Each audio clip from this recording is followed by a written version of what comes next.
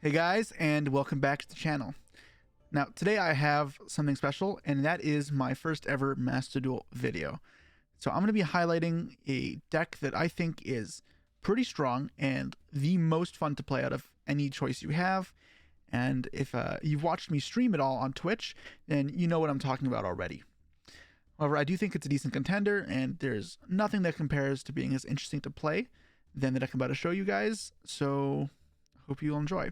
Now, before I continue, if you want to see this deck in action, I play it pretty often on stream, twitch.tv/JesseKotton YuGiOh, and you can watch me duel there. And on Saturdays, I'll sometimes be streaming the MCS, at least hopefully if I'm not at a YCS, I'll be doing that. So make sure to go check it out there if you want more Master Duel content from me. I will try to do a little more Master Duel content on the channel as well, because it's still Yu-Gi-Oh! And I still enjoy it. Albeit maybe not as much as the TCG, it will have a spot on here to some degree. Please like and subscribe, and also comment down below if you want to see more Master Duel videos, and if there's anything in specific you'd like to see me do on Master Duel. Anyways, let me show you the deck. Okay, so what we are looking at here, I call it Zombie Thunder Ishizu, but it's very hard to nail this down because there's a lot going on. The zombie package is super good for making level 8 synchros. Yes, that's in contrast to the punk cards. Those aren't in here. The Ishizu cards would fill the grave, however, no shufflers because I felt they're a little bricky. And you have the Thunder cards because Colossus is really good, and banishing those with Snow is fantastic. There's also Dangers in here. There's Fairy Tale Snow in here. And then there's a bunch of other power spells in here as well. So I guess we talk about what the deck is trying to kind of do. Now, the main focus of this deck should be no surprise, and that is Fairy Tale Snow. Even though its name isn't in the title here, it is the absolute pinnacle of this deck. Your entirety of your game plan should be trying to put cards in the grave to fuel and to get to Snow, so that you can use it multiple times on your turn and on their turn, triggering banish effects, or even just a body or a Book of Moon, all of which very useful. Now, that's also why our extra deck is designed the way it is. The Shooting Riser is really important there. Curious is super integral, and Chaos Roller is fantastic. All of which will help us get to Fairy Tale Snow. And one other way to get to Snow that is not as often, but can come up if you know to look for it, is Omega. If you Pot of Desires and you banish Fairy Tale Snow face down, Omega can return it, which is fantastic because sometimes you Chaos Roller get stopped, or you just whiffed off it and you have another way to synchro for an 8. Then Omega does that for you. So why revolve around Snow? Well, Snow is great because it is a disruption from the graveyard, so it's a lot harder to interact with, and it provides one of the most valuable forms of interruption, being a Book of Moon effect. So if you can diversify a bit of field interrupt with the Snow and Grave, you should be safe from pretty much anything. And the fact that it can come back as a body at pretty much any time also prevents your opponent from trying getting cheese OTKs on you with stuff like Access Code Talker, Update Jammer, which is pretty popular right now. And yeah, I mean, and then you can trigger all your banish effects as well. And in this deck, we have quite a few to go over. So let's talk about a couple of the key decisions here. Now, for one, it is zombies over punk cards. So there's the obvious synergy that exists where Spirit Master and Solitaire have banish effects. They have synergy with Snow, which is nice. However, that's not the only reason I like the zombie cards over the punk cards. I find that when I combo with the Dangers and all the excessive milling, the punk cards don't really get a lot going in the grave, or they deplete my hand size too rapidly. What I like about the zombie cards is I'm more willing to discard them because I can bring them back later pretty free of charge. And then also, I can use the Unizombie or normal summon. I don't even have to use it, and then I'm still having cards in hand for Dangers, whereas I'd want to use the punk cards before the Dangers. They don't get discarded, but at the same time, then my Dangers are worse, and it's a little iffy. That being said, do we even want to play Dangers? And I think Dangers are excellent for playing through interruptions, going first or going second. Lets you play through negates or removal by putting bodies on field, going to Curious, or just forcing things out. I think they're fantastic, and you can get a lot of cards in your hand with Thunder Dragon. You can discard Ishizu cards, and you do have plenty of other graveyard effects that are get to discard as well. And it gives you a wide variety of levels as well, which is also at Unizombie can be a bit better than the punk cards. Being able to manipulate any guy's levels by pretty much up to 2 will give you a wide synchro range, more so than you can get with the punk cards. And I think that is valuable because Shooting Riser is an excellent card. So is Omega. So is Chaos Ruler, obviously. And then Channing and Baron are big ones. And having a little more versatility to get to those cards is super nice because those cards are broken in this deck. Specifically Channing, that card is nice. And then yes, obviously we get the Banish synergy there. Now, so that explains the dangers in the zombie portion of the deck. Now, why the Ishizu cards do I only play the ones that I do? I am only playing 2 Keldo, or 2 Kelbeck, 2 YuGiOh, no shufflers. Well, Keldo and Medora are great to draw if you have another Earth Fairy with them. Now, in a 60 card deck, it's not likely that'll happen. So by that logic, it's often going to be a bad card to draw. In graveyard decks, though, like this, you want to find the right balance of the right number of graveyard effects and the right number of cards that get you started from the hand. If you overload on the graveyard effects, your hand can get clogged and you can't get going a lot of the time. You'll be weakened to interruptions, and then sometimes what could look like a lot of gas just kind of falls flat. And the shufflers can contribute to that, where they'll be a little bricky sometimes, even though if they would add some power if you mill them in the grave. Now, there is a argument to play just 1 Keldo in this deck. That way, if you want, you can send it off Curious and have that versatility to shuffle back cards, whether it be your own or your opponent's. However, I've decided that it probably isn't worth it. Although if you did want one is fine. I just probably wouldn't play the full suite here. Now, on top of those graveyard effects, you of course get the zombie cards, the Mizukis, the Snows. The Thunder cards are pretty good to discard as well for the most part, and Destrudos. I feel like that is plenty of graveyard effects. We don't need Lightsworn like Wolf. We don't need cards like Giant Rex. You don't need Dotscaper. All these cards can make plays seem more powerful, but the end fields you can end on with this deck are strong enough without them that I'd rather just slim it down and make the rest of the cards that play from the hand a lot easier. And I think Dangers typically do that very well. We maxed out Snow because it's the best deck, obviously. And then we do play some hand traps. Now, a lot of these 60 card decks tend to just play no disruption, and I don't think that's right. Maxi is the best card in the game. Sadly, I'd like to argue for Snow, but Maxi is not fun. And you play 3 of that card. And then to counter Maxi, I've played Ash and Callby in this deck.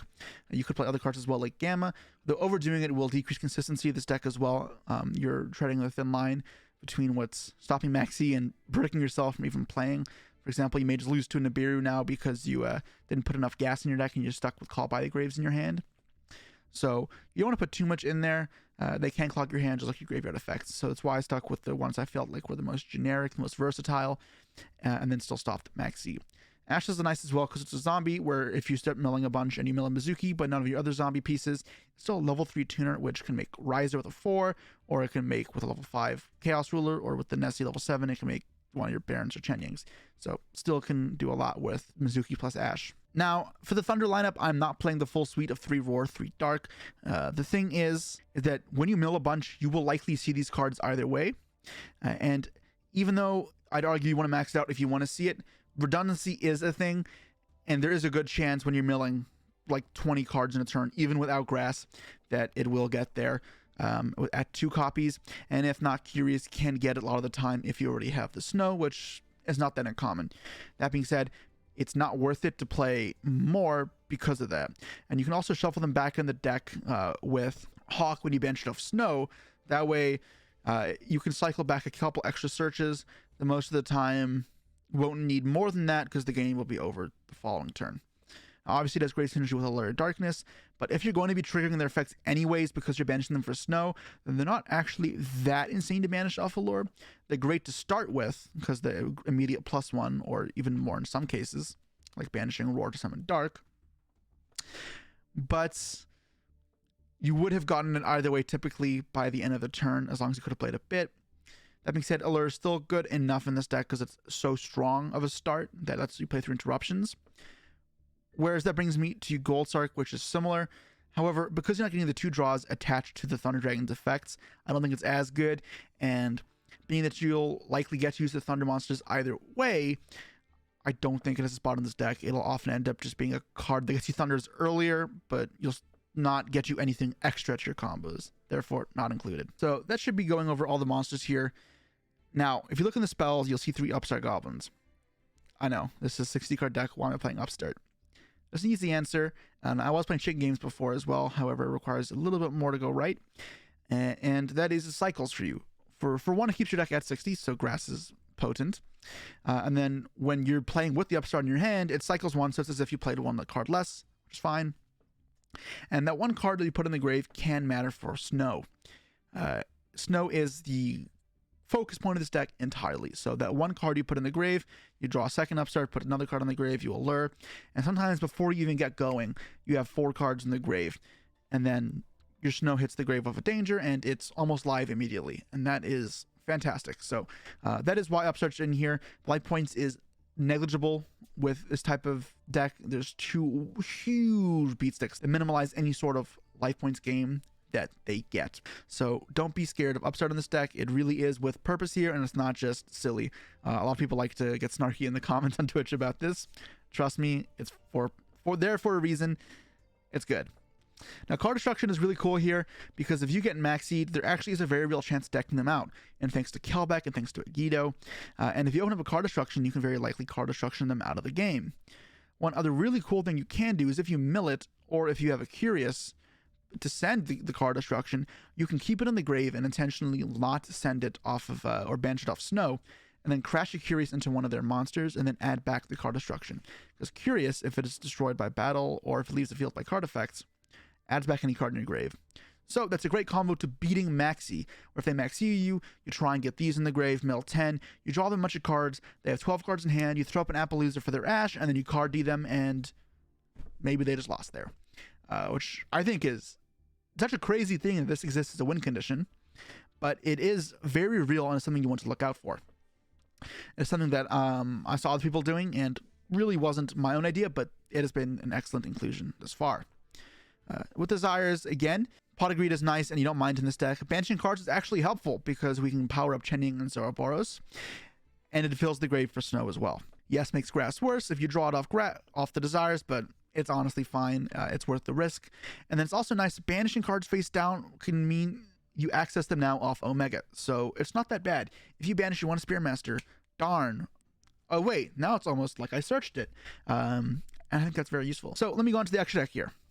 The extra deck here is a little flexible. I think there are 2 flex spots in here, and that is Black Rose and Dugaris. Before, I was playing Mermare and Yazi in here because Destrudo or Unizombie level 3+4. You know, you can situate yourself into some easy lines with Yazi, summon a Mermare, get 4 tokens, and then pop off. However, I found that the Yazi wasn't connecting enough for it to be worth the brick in my deck. So I took it out and went for Black Rose instead. I still wanted something to synchro that can clear the field, and it beats Skill Drain when used in tandem with Fairy Tale Snow. And it's also something I can synchro on their turn. If I sent a Fairy Tale Snow off of Riser, I can summon back the Snow, book a card, then later Black Rose, and then Snow again, which is a lot of interrupts for very few cards to commit. The Dugaris is here because sometimes you may need to summon back a zombie in the grave that you discarded off a danger, and it means you have stuff like Mothman. You can kind of just be a little more aggressively with your revealing, and then sometimes drawing to discard one is decent as well. The rest of the cards, though, I would consider pretty staple. Shooting Riser sets up Snow, so it's an obvious include. Colossus is one of the best cards ever printed and should be banned in this game as well, but we play it because we can. Omega is very strong because it resets Snow, and that's the biggest thing, to be honest, but sometimes setting back Mizuki's or other cards like Chaos Ruler is useful too. Chaos Ruler, another card that is one of the best cards ever printed and is banned in the TCG for a reason. Don't know why not here. So we summon it. Then obviously we got our Baron Negate. Now it is pretty easy to summon Synchros this deck, and you have a lot of manipulation to do so. Unizombie can alter levels. The Thunders are 5s and 6s. The Zombies level 4s. The Snows are 4s. Dangers are 3s and 7s. And that gives you a lot of different levels to make whatever you need. And the Destrudo can target something to make levels even easier. So you have a Unizombie and a Jackalope on field. You can make Unizombie 4 and then target level 4 with Destrudo to make it level 3. Or you can target the Jackalope, make it level 4. You can even go like Unizombie target the Jackalope, the Destrudo target the Unizombie, and then you have a 4 and a 4, and there's Chaos Ruler. So this card is very useful for finding key lines to make bigger level whatever level synchro you kind of need, not just 7s. And on the topic of making unique levels, sometimes making level 7 is correct, because if you don't have the right levels here, Shooting Riser can often manipulate your levels to be exactly what you want. And typically that means if you're trying to go for a Baron or a Chenying, Baron to push through Nibiru, or a Chenying because it's a lethal shot, both of which can easily be accessed by manipulating levels with Riser. Now, there's no level 1 in this deck, but you have every other level to work with to manipulate whatever you want. Maybe you play 1 in the future so that you can go send level 1 and then use 6+4 to synchro. But for now, I've been finding that's not something I've been needing that often. And then it brings us to Chenying. This card is fantastic. It is pretty much Grand Maju. Little different, but honestly, you can get like almost 50 banished like a lot of the time when you add up all your extra deck their cards and your cards. And then their guy lose attack as well. And then you get a banish card from the field and grave every time you banish as well. So it's disruption. It's really hard to kill because it's like Colossus. You can banish from the grave to protect itself, and it becomes massive. So this card is fantastic in this deck. For all the links, we got some easy back removal here. You'll notice here there's not that much back removal, so just having a generic link to that clears it is useful. IP is a great interrupt because when we use it with Snow, you can go Snow, book a monster, link for Unicorn or Apo, book a monster again, or then use the Snow again and book a monster. So this lets you get some really layered interrupts. Dark is fantastic for converting same type dark monsters into different types for Curious. Say you have Chaos Ruler and Distributor on the field, you can make the Dark, bring back their monster, revive the Chaos Ruler, and then there's 3 for Curious, just like that. Then obviously it lets you link up, and sometimes it can revive something useful. That is the main reason that I've included it in this deck. Speaking of, we got one of the best cards in the game. That again is banned in the TCG for a reason. Put Snow in the grave, and then it mills 3, and then it's link 3 that turns into Appaloosa. Easy interrupt. You're almost always getting an Appaloosa to play around Nib, and then you back it up with a Colossus and an IP, and then multiple Snows in the grave. That is what your end board typically looks like, but you can increase it with stuff like Baron, Chenying, Omega, if you can, but those are not as frequent. Unicorn is nice, specifically with IP, but then also you can link up into it to clear whatever you need. So good card, and it's a dark as well, so sometimes that matters. Then you got Zeraboros. This is your second Grand Maju in case the Chenying can't connect or you can't summon it, and sometimes it is bigger. It gains 200 attack for each banished card. Again, it counts banished face downs, so this can very easily get to 10,000 attack. And this is why something like Upstart doesn't matter that much. You are swinging with 10,000 in a single monster very often, and that will get there. Now, obviously, its other effect is decent as well, where it can banish the entire field. In this deck, you don't use that effect as much as you did with Tier, where you could do some cool elf setups. However, it is still nice in this deck that you can throw a 10k beater down with relative ease. You link up your Snows, and then in the process, you banish a bunch of cards, and you push 10k. Super easy. So, yeah, this is the deck, guys. I hope you find it interesting. I really recommend you try it because there are very few decks that are as non-linear and intricate as something like this, and you'll find almost every game is different with many different lines of play. I almost always time out with this deck in the short timer because there's so much going on. It's a little hard to keep track of, and you have to do a lot in a turn. That's part of what makes this deck one of the coolest decks in the game. So even if it's not the absolute most tier 1 deck, it is strong. It is the tier 0 of fun. So I recommend you give it a try. And let me know down below if you want to see more Master Duel. And if you want to see this deck in action, just follow me on Twitch, and there's a good chance I'll be streaming it someday soon.